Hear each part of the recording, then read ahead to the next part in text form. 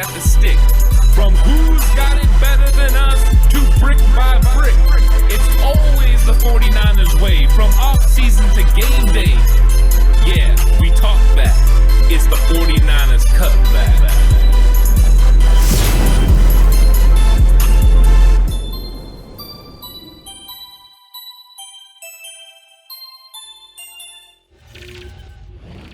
It's 49ers Cutback Podcast time. Welcome to the recap show of the 49ers' big victory over the Minnesota Vikings, 34-26.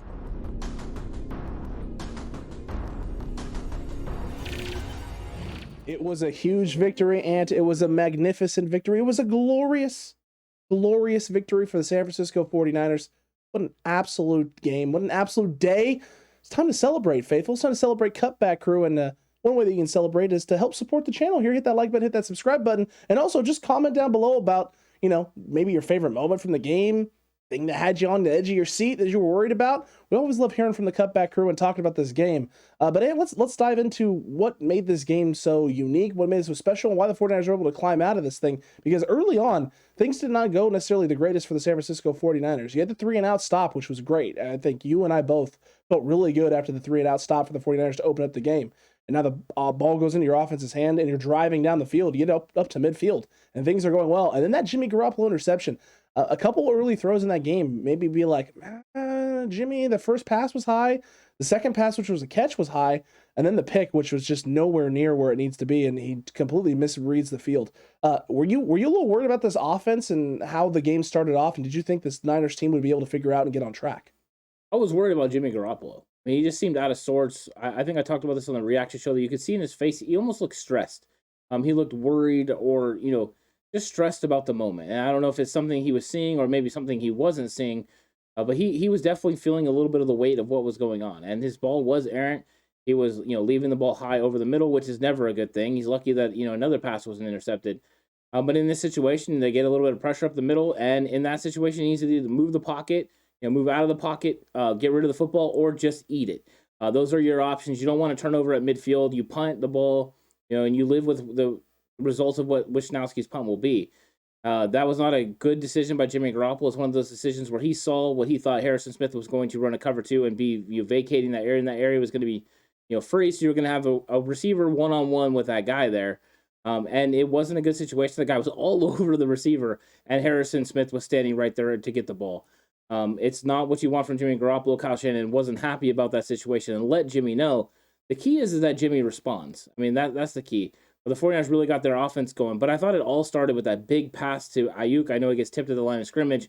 But once Ayuk makes that catch, it just felt like the momentum started. The offense started rolling a little bit on that drive. They got the run game going. And pretty soon, Deebo Samuel scampering around the outside for a touchdown along the sideline, which was a great run that he finished with a nice physical move to make sure that he got in. 100%. Deebo, again, showed his versatility. Again, why he's so dynamic, why he's one of the more talented, impactful offensive players in all of football right now in the NFL. Whether it's on the ground, in the air, he can beat you in a variety of ways. And Niners took a shot to him deep as well.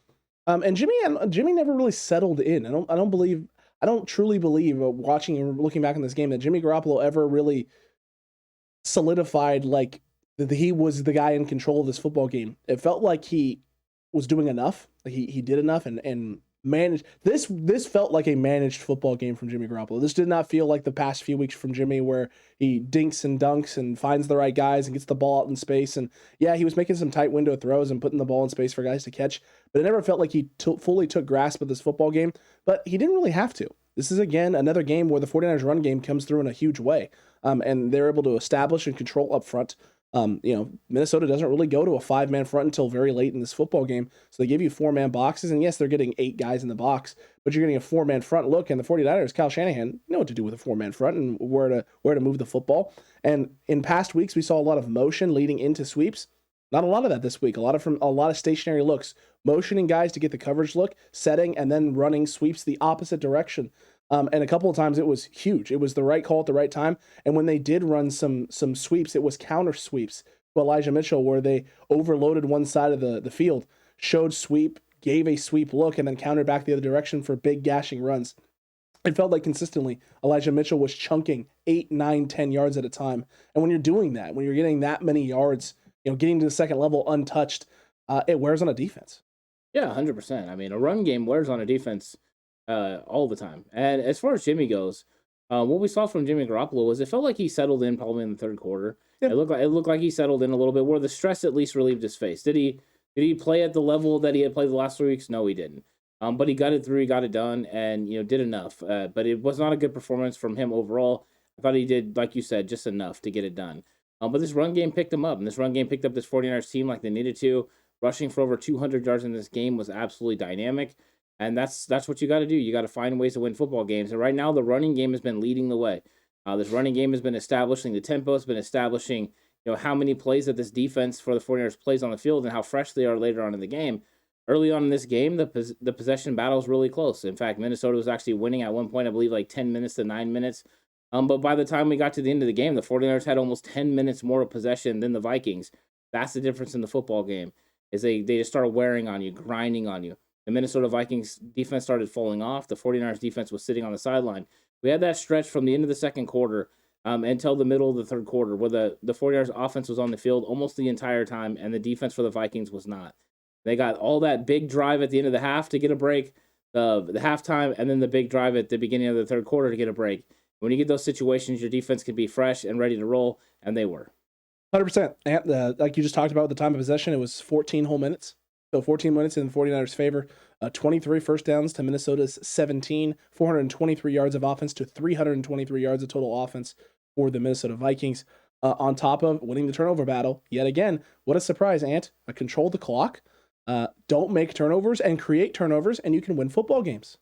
Seems like a recipe for success. Man, it's crazy. Yeah, I think that's a recipe for any NFL team. If you win those categories, you're probably going to walk away with a W. And the 49ers did that in the game, and they made sure they walked away with a W and then put themselves in prime position for the playoffs. Now they're sitting in a 6th seed and a firm hold on the 6th seed because of the teams that are behind them. Some of those teams they've already beat. We know that head-to-head is the number one, breakthrough, so tiebreaker. So that's a good situation for the 49ers, and now we're looking positive and looking up at the Rams, but with knowing that we play the Rams again, the 49ers got to feel comfortable with their situation. And the only reason they were able to get to that comfortable situation is because of how they played this football game. 100%. And it starts with the key matchups offensively that we had and the offense being able to get things going. And mine was a key one. It was going to be Kyle Shanahan versus Mike Zimmer, and the Zimmer of hope that the Minnesota Vikings defense needed in order to be able to hope to contain, to slow down, to stifle the 49ers in the run game. No, wasn't there. This is a win for Kyle Shanahan. I know early in the game the Niners make mistakes and the Vikings get up early and capitalize, but the run game was going early and often, and Megan can attest. I was sitting there going, man, I feel like we're gashing the Vikings with the run game. Why are we passing so much? I think right now, I get that we're down 7-0, and I know you're trying to soften them up, but I feel they're softened up enough already. I feel like we were getting 5-6 yards of carry as it was. But Kyle Shanahan didn't shy away from what he wanted to do. Jimmy Garoppolo settled in enough to get the ball moving, and the 49ers offense eventually got into the heavy portion of the run game, and as soon as they did, the tide turned. And Deebo Samuel was a big part of that, turning runs, outside runs into huge gains, and then occasionally softening up, and then Elijah Mitchell continually gashing, and Zimmer being unwilling to change and going to a different front, wanted to stay in his base, wanted to get his linebackers and extra guys in the field, bring his safeties down in space into the box as well. Interesting game plan from Minnesota. I didn't expect it. I said in the All-22 film preview that I expected them to show more 5-man box fronts, and the 49ers to, if they needed to get the 4-man box, they'd have to go to a bunch set. They didn't have to. They didn't have to go 3 wide receivers. They were able to get it with their 2 tight end looks. And that's exactly why Kyle Shanahan approached the game plan. He thought the same thing you did. He thought he was going to see a 5-man front. He thought he was going to see a safety walk into the box and 8-man in the box, and that he was going to have to adjust to the pass game the same way that he did in 2019. Whenever you have a game or a game plan that you can look back on, that you win against a coach like Zimmer, you're going to try to get some ideas of how he planned on handling you and how he's going to plan on handling you now, especially if the personnel hasn't changed in that many positions. And there's some spots where it hasn't changed. So I think Kyle had an idea of how he believed the Vikings were going to be able to attack them. And Zimmer came in really with an opposite perspective, an opposite way of handling it, which ultimately ends up being his downfall. Now, he does do a very good job in the first half because they hold the San Francisco 49ers to 2 touchdowns. And the fact they hold them to 14 points, the way the 49ers have been playing this, this stretch run, where they've been averaging, over 30 points a game, is kind of impressive. The problem is the 49ers run game wouldn't quit. And my offensive key matchup was this 49ers run game versus the defensive, run defense for the Vikings. And I thought the 49ers won this in glowing fashion. I mean, anytime you're able to run for over 200 yards, the dynamic way they were able to execute it, the way Kyle Shanahan, used Elijah Mitchell and then also got Deebo Samuel involved as well, was just masterful. And that's what he's been doing consistently in this stretch run. And since he's getting it going, Deebo's been attacking the outside zone. Elijah Mitchell's been doing it all. But these toss sweeps that he gets outside, where he either gets to the outside, depending on the blocking, and goes all the way outside, or he cuts back against the grain and gets vertical real quick and gets the positive yardage. It's so fun to watch. His vision is there. His patience is there. It's a fun thing to watch. And Kyle was executing these guys. And what was nice is that was kind of the two-headed monster. Even though he brought Jeff Wilson Jr. in, most of the time when Jeff Wilson Jr. was in, it was to block for Deebo Samuel. It's true. That was his role. They wanted a certain personnel look out there, so they needed to have the extra running back. But that was his role. And Jeff Wilson Jr. wasn't a huge impact, except for in the blocking game. But Deebo Samuel was a huge impact. And all the big, huge runs were from Deebo Samuel, and all the very good runs were from Elijah Mitchell. It was a nice run attack. They wore the Vikings down, and by the end of the game, the Vikings, it didn't matter how many guys they had in the box, 8, 9. It didn't matter. They were still going to get yards, and they ultimately used the timeout the Vikings had, got it all the way to 2 minutes, and it ends up being the difference in the game. True. It would have been easier if Robbie Gould makes a field goal, or if Kyle Shanahan just decides to go for it on fourth down. And Gould needs to make the field goal. He does need to make the field goal, 100%. But it's one of those things where you did enough to force them to make a long drive, and you're banking on your defense to be able to get the job done. Robbie Gould, make the field goal next time. We all feel better. We feel happier. I drove. I literally left my house when the Niners, that fourth down was coming up, because I'm like, oh, it's Robbie Gould from a solid distance. We're in good shape. I'm going to hop in the car, get over there, catch the end of the game. And by the time I got over to your place and you opened the door to let me in, he says, pause. And I was like, wait, why is it pause? Like, nothing to pause. And you're like, Gould missed the field goal. My butthole puckered just a little bit. Got a little tight ant. You got to come in and watch the 49ers finish out a solid drive. But man, oh man, that definitely tighter finish than it needed to be.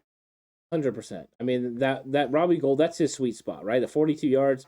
I mean, he should hit that all the time. They're on the right hash mark, and he just, let it kind of slide on him a little bit.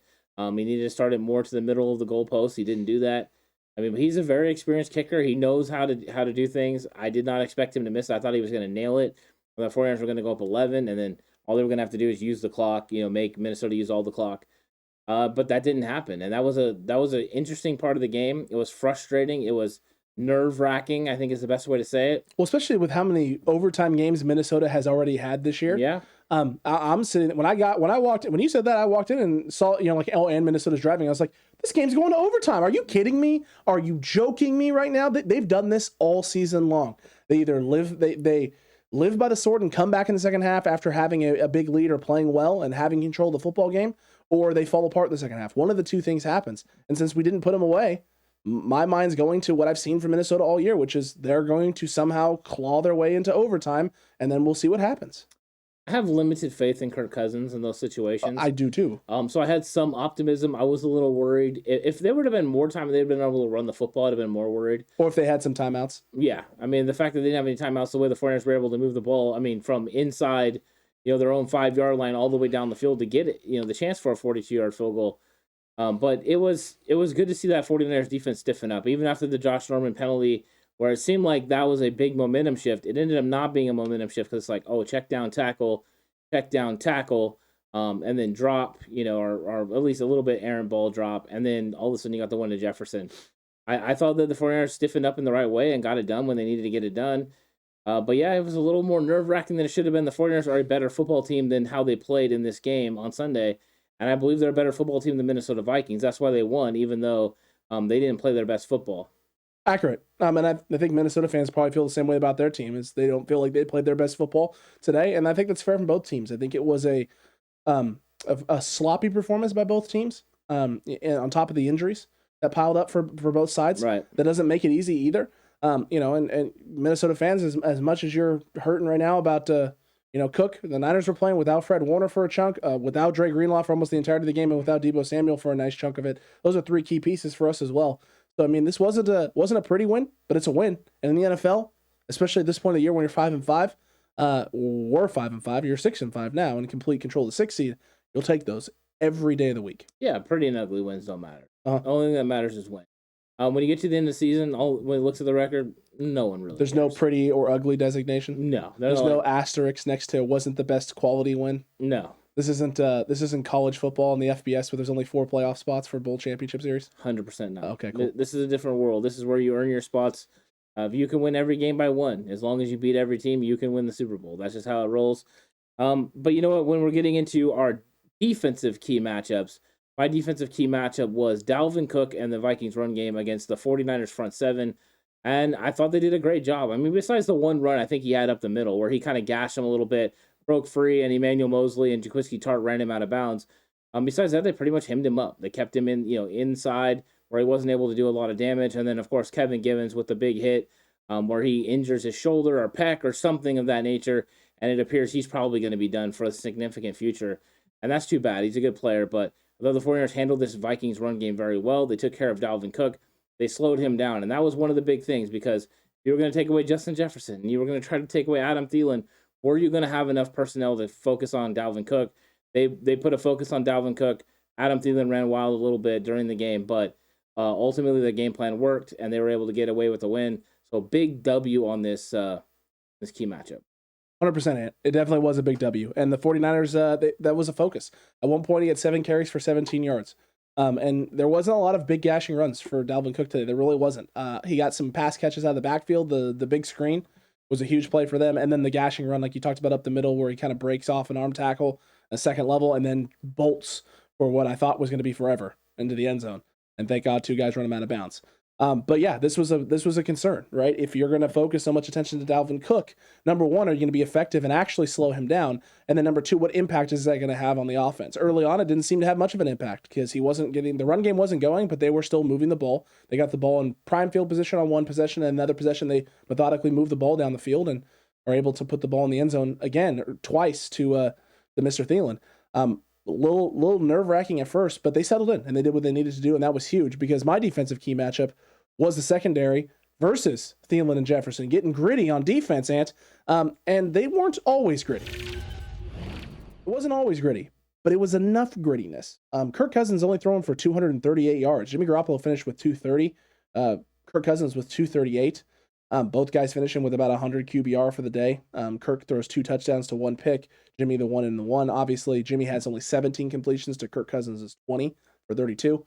So they did enough today against these guys, and you and I both said this. Someone there is going to get theirs at some point. There's too much talent on that offense for one of them to not get theirs at some point in time. Yeah. And Jefferson at times gashed the Niners on third downs. Thielen on a couple of third downs gashed the Niners, and then in the red zone when the Niners went zone, Thielen was able to sit. He's an extremely talented wide receiver who's also very good at running his routes versus zone coverage and knows where to sit down in space. And he makes some ridiculous catches. I mean, this is what Adam Thielen is. This is who he is. This is who he's been since he's been in the league. He's a hard-working guy, extremely talented, big-bodied dude who can go up in space and make catches and sits down in the right spot in the zone. And Kirk has great chemistry with him and found him 2 different times in the red zone. I mean, the one where he throws back shoulder to Thielen, who's running, right? He runs essentially a delayed seam route. It looks like a drag and then turns into a seam. Throws it back shoulder with Hufanga in space 5 yards away. It was absolutely great. It was a great throw, great catch, great route, great everything. I'm just glad the Niners defense did enough. I don't know if I necessarily give this a huge W, like a huge win for the 49ers secondary, but it wasn't an L. It was at worst a push. Yeah, it was gritty, and I thought that the whole thing was just slowing them down. Taking enough away, and they did that. They made a concerted effort to make sure they took away Justin Jefferson early in this game, and Adam Thielen got to him. Adam Thielen makes some good plays. They had the flea flicker along the sideline, where it was a big play for him. I know he had the one in the back of the end zone where Jimmy Ward misplays the coverage a little bit, and he takes advantage of him. And then he had the big one that you just talked about, where he got up the seam and really took advantage of Talanoa Hufanga flowing a little bit out of direction in a 2-deep safety look. He never should have been that far. He should have been sitting on the seam. And then if Thielen crossed his face, he could have went with him. 100% he just read it a little bit wrong. But Thielen did a great job of sitting down the situation, and Kirk Cousins got him the football. You felt like in the second half, I felt like in the second half, that these guys completely changed it up a little bit. The coverage got a little bit tighter on those 2 guys. And then you started hearing names that you weren't used to hearing, Conklin making a catch and What was the third receiver's name Osborne. again? Osborne making catches. And in fact, he even went to him I'll try to go to Osborne another time on the last drive. So they had to start counting on people. The 49ers were not going to let other people beat them. And a lot of that goes to Dalvin Cook being out of the football game at that time. He didn't have as much, attention that you needed to pay to him. So that was big for the 49ers. But I think you're right. I think it's razor thin, but I think the 49ers just barely get enough of a W. Crazy stat, though, that they said that Thielen had only scored 2 touchdowns in the first half for the first time ever in this game.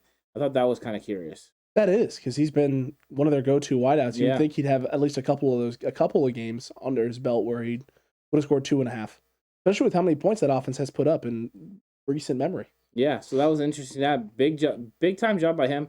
And I thought Cousins played pretty admirably overall. Agreed. I don't think Minnesota played terrible. I think they played decent. I think the 49ers just played a little bit better, but I think Minnesota is definitely in a driver's seat to get that 7th seed in the playoffs. Oh yeah, by no means are they off the board. They are. No, I think I think this game shows the Niners and the Vikings right now are in the muck-up pack that is the NFC right now for the playoff spots. They're the 2 teams that are in the driver's seat. well, I think you have. I think honestly, you have 2 teams at the top. You have Arizona and Green Bay, which Minnesota and the 49ers have proven they can hang with. Correct. I think those are your kind of them and Tampa Bay are the 3 teams that are like in that top tier. And then I think you put the Cowboys down there with the Rams, the 49ers, and the Vikings. Mhm. I think that's that next tier, and then everyone else under that. So they're right there in that middle tier. They have the opportunity still to do damage. And do you think Green Bay wants to play Minnesota in the playoffs? Heck no. Or do you think Tampa Bay wants to play Minnesota? Heck no. Probably not. The one question is going to be how much can Minnesota run the football now that they don't have Dalvin Cook? That's going to be a big thing. That's a huge blow to this football team. They still have the talent all around at the wide receiver position, but not having Dalvin Cook is a huge blow. It truly is. I feel for Dalvin Cook. I feel for Minnesota Vikings fans. If there's an organization that understands running back injuries, it's the 49ers. Yeah. Definitely is. 100%. I feel bad for any fan base, especially one that's in the midst of the playoffs that loses a star player like that. I don't like it. No, not fun. So Dalvin Cook, get healthy, get a speedy recovery. We wish you all the best. Florida State Seminole fan over here definitely wishes you the best. Yep. And Vikings, good showing. It's a great showing by you guys. You guys played not only admirably, it was a lot of fun. I would have preferred a blown out. I think both of us would have preferred a blowout. I always prefer a blowout. Always. But hey, tough game. We figured it was going to be a tough matchup, and the Madden Sim got it right again. And so look at that. The Madden simulation now is doing its thing. It's clicking on all cylinders. Yeah, the Madden simulation's on a roll right now as well. It is. It is red hot right now. It is so hot right now. But let's turn our attention to defensive players, and that were hot on the block this week for the 49ers in this Week 12 victory versus the Minnesota Vikings. It's time for the block is hot.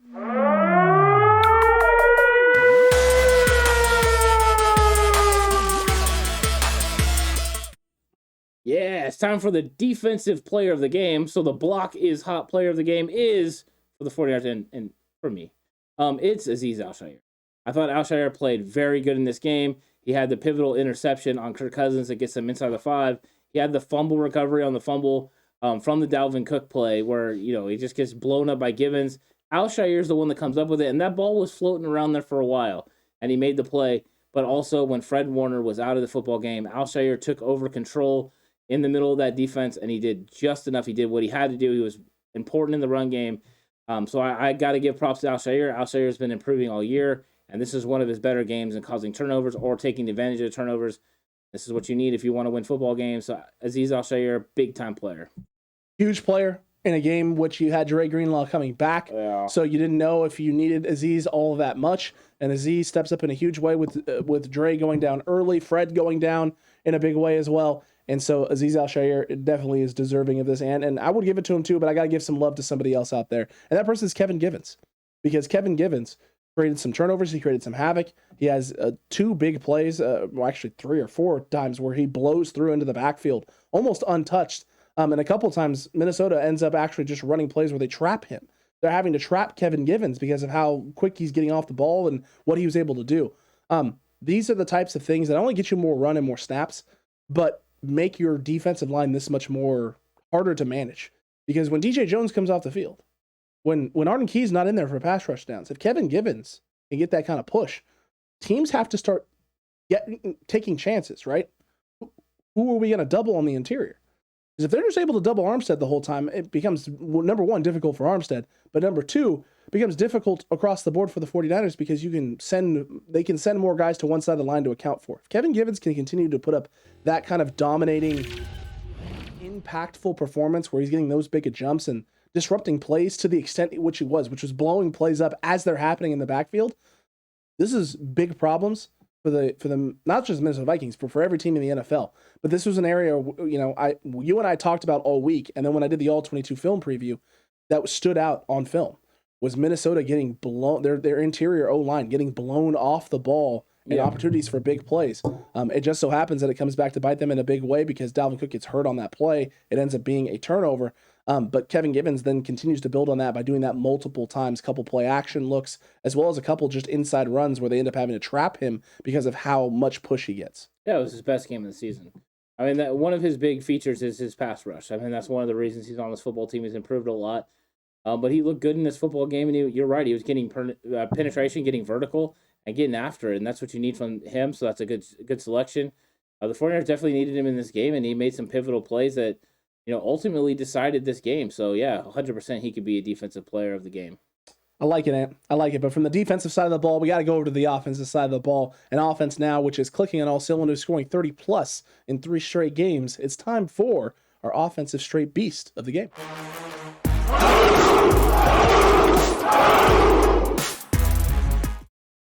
And each and every week we come on to Straight Beast now, and I keep talking about the sentence of Brandon Ayuk. Brandon Ayuk. And you know what? Brandon Ayuk did it again. 3 catches, 91 yards. A game in which there weren't a lot of completions for the 49ers, only 17 actual completions. But I'm not going to go with Brandon Ayuk. Because Brandon Ayuk is doing now what Brandon Ayuk should have been doing this whole time. And at this point, I'm done praising you. Just keep doing it, my guy. Expect it now. But you know who no one expected to be doing what he's doing right now? You know who no one expected to be playing the way he played today? Tom Compton. Tom Compton, folks. That's right. Trash Compton, Cutback crew. I've seen the emojis in chat. We've laughed about it all together. We've joked about Trash Compton. Trash Compton doesn't exist right now. I don't know who this version of Tom Compton is, but this version of Tom Compton is the one that we saw in training camp. Ant and I both did, and we're like, this guy actually has a chance to make the roster. He's playing pretty good at right tackle. And you know what? He went out there and played himself one heck of a football game today. Yes, there was some pressure on Jimmy, but I didn't see a lot of it coming from the right tackle spot. It seemed like it was coming a lot from the interior. I saw Daniel Brunskill getting walked back a lot. And Daniel Brunskill struggling and Tom Compton not struggling, number one, isn't good for Daniel Brunskill. But number two is a testament to Tom Compton, who has completely turned a corner and flipped a script. When you were expecting Jalen Moore to be the starter. I was expecting to see Jalen Moore out there taking the first snaps of the game, and it was Tom Compton. And you know what? He did his job. He did what he needed to do the game today. The run game was going. Tom Compton was making some great blocks, washing guys through, getting up to second level. I loved what I saw from Tom Compton today. And you know what? We've been making jokes, Tom. No more Trash Compton. That emoji is out of here. No more Trash Compton. It's Tom Compton all the way right now, and I'm all right with that. The 49ers are definitely mixing it up still, so I don't expect there to be a solidified starter, but on this game in Week 12, Tom Compton is a straight beast. Very interesting selection. Of all the guys that you could have chose, that was an interesting one. But, hey, you went with your gut. You went with the guy.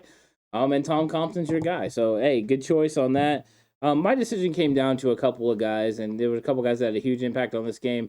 But I decided to go with the young guy on this, and I decided to go with Elijah Mitchell over Debo, even though Debo had 2 touchdowns in this game.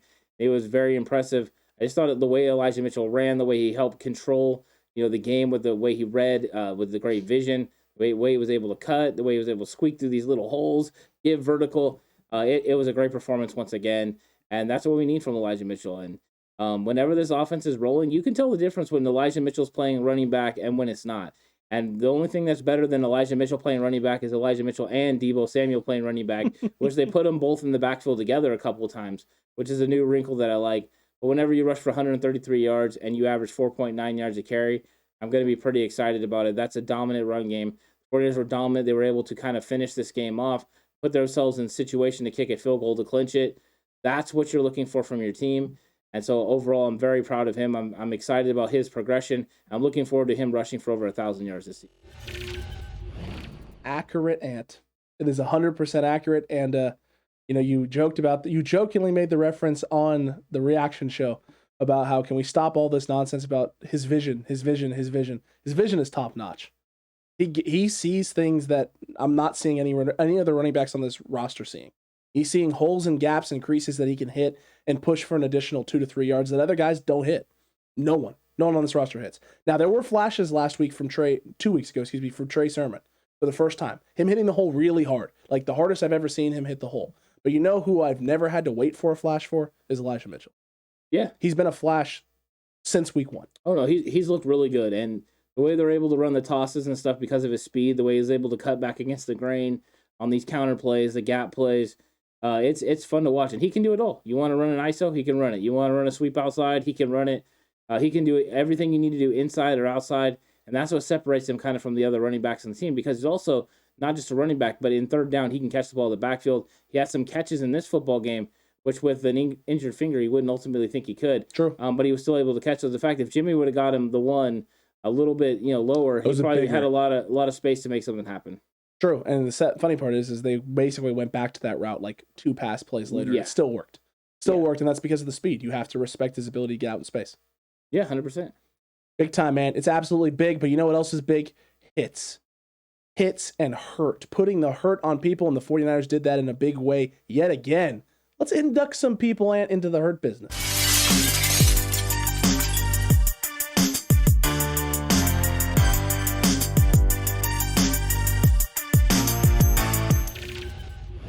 It's hurt business time, Ant. Who you got? Who you inducting in week 12 to the hurt business? There's a lot of good options. I'm just going to put the guy that's in every single week, and that's Trent Williams. That's true. Trent Williams had a play where Elijah Mitchell gets up the seam and gets a big gain, and where he took out 2 guys. He took out the defensive end, and he took out Harrison Smith. And by doing that, he made it so he could not get to Elijah Mitchell, and it ends up being a big gain on the play. Trent Williams is an absolute beast. He's playing at a high level. He's an all-pro tackle. He's the best left tackle in football. He's definitely earned every single penny of that contract so far. Worth every penny, too. And I'll never not say it wasn't worth it. Trent Williams is an absolute savage and monster. And, I'm about to give another guy, and who's basically been in every week that we've inducted someone into the hurt business. It's Azeez al-Shaair. Azeez al-Shaair, block is hot defensive player of the game. Hurt business, regular inductee on the defensive side of the ball. He always has at least 1 or 2 hits every game in which he's putting somebody flat back on their back and just, making them feel him in space. Azeez al-Shaair is an absolute savage. He's a monster. And, man, I can't say it enough. I was 100% wrong about Azeez al-Shaair and where his development is. Yeah. I was 100% wrong, and I'm glad I was 100% wrong. Oh, 100%. Because I was super worried going into this year. You know what? I'm not worried. Not worried about Azeez al-Shaair. Sometimes in coverage, yes. But for the most part, solid. Yeah, I'm going to go with Deebo Samuel, too, in her business. Finishing runs around the goal line, not getting knocked out, knocked out of bounds the first time. The second time he runs over Harrison Smith, absolutely obliterates him. Deebo Samuel plays with that attitude. Earlier in the game, they tried to hit him, and he took on a guy with a shoulder and then walked out of bounds and then had some nice things to say to him.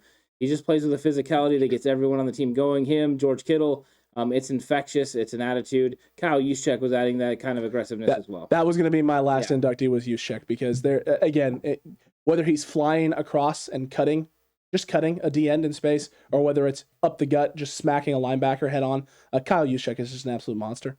He's just a monster. He does what he needs to do. He has no fears. He anticipates better than most blockers anticipate. He's not a fullback. He really isn't a fullback, but he plays it better than any fullback in the league right now. Oh yeah, he's positionless.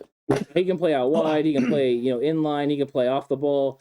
He can play fullback. He can play running back. He does it all. And when you have a talent like that, it's smart to use them as a weapon. That's the same thing they're doing with Deebo Samuel, using these guys as weapons. Kyle Shanahan's putting them to be in places to be successful. But you're right, Kyle Juszczyk is setting the tone for what is asked of him. He's watering the garden that is all their talent and letting it bloom and blossom, and it's glorious. He doesn't put them into a box. I love it.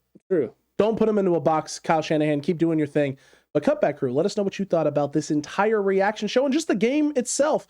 How excited are you about this team now coming out of Week 12, going into Week 13? The Niners sitting comfortably in the 6th seed at 6-5 with a big divisional rival game looming ahead, which should have been a Sunday night matchup on primetime, is now 1:25 p.m. flexed to CBS. Please give me Romo. Please give me Romo. Let's go, Jim. Please give me Romo. That's the only thing I can say about this game now. If we get a here we go, Jim. before the Seattle 49ers game on Sunday, I will be a very happy man. And if not, then NFL, screw you. Yeah, I don't know what group we're going to get, but I'm excited for this game. I'm excited for the 49ers hopefully to go in there and handle business against Seattle, because if they do, a 7-5 49ers is going to be, somebody dangerous for this playoff hunt. Teams are going to start getting starting to get worried, and I like that. I'm curious to see how they finish. I'm curious to see if they can catch the Rams, but I'm excited about the way this team is headed. Absolutely. Super excited about it. We still got a lot of content coming up this week, and still got Big Yikes coming up today, as well as Madden Cutback League. So if you're a channel member here on YouTube or you're on Patreon, you got tons of 49ers Cutback League, the Madden League, coming your way this week. Probably, I think, 6 whole games potentially coming this week. That's a lot of football, a lot of Madden and trash talk and fun stuff there, as well as Big Yikes on Patreon, as well as all 22 film breakdowns over on Patreon, and tons of daily content here, right here on YouTube and Spotify, Apple Pods, Google Pod, wherever you find podcasts. We're everywhere. Yeah, right now. That's how we're kind of riding the wave. We're everywhere. But yeah, it's exciting. There's a lot of cool stuff to, check out. If you want more information about, Patreon and all that, you can always hit us up. We'll talk to you about what is available over there, what you have to do. But yeah, there's content galore. Get, if you like 49ers content, get involved in it. And it'll be an exciting week because early on, once again, we're going to be enjoying this 49ers victory, talking everything Niners versus Minnesota Vikings. And then as we shift, as we get, to Quest for the West, start talking about the impact that it has on the West, NFC West, and ultimately how this division is going to shake up. And then we get to the next opponent, which is Seattle Seahawks. And then, hopefully we can get a little conversation with Sam and see what's going on there, because I'm going to be tuned into Quest for the West this week to hear what Sam thinks about the 49ers versus Seahawks, and whether he thinks that the Seahawks are in trouble, or if he thinks they can go ahead and handle the 49ers, because Sam has said they seem to handle the 49ers in Seattle. He does. He thinks that's the case, and you know what? We'll see how he feels this week, especially after their big game tonight. And I mean, they still got to play the Washington football team tonight, so we'll see how that pans out. We'll see you on the next episode, Cutback Crew and the Faithful, and until then, stay safe. Remember, the right way is always the 49ers way.